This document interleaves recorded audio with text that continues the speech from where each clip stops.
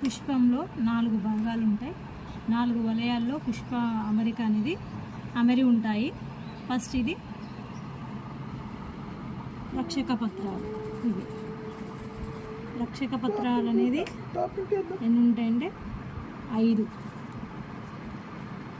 మందార పుష్పం అంటే ఒక్కొక్క పుష్పాన్ని బట్టి వాటి యొక్క జాతులను బట్టి రక్షక పత్రాలు అనేది వేరవుతాయి. చూడండి 1 2 3 4 5 5 రక్షక పత్రాలు.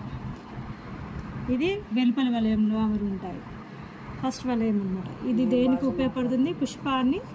పుష్పాన్ని రక్షించడానికి, సంరక్షించడానికి తోడ్పడుతుంది. ఇవి ఆకర్షణ పత్రాలు. ఇవి ఎన్ని ఉన్నాయి? 1 2 3 4 5. ఇవి ఆకర్షణ పత్రాలు అంటే కీటకాలను ఆకర్షించడానికి ఉపయోగపడతాయి.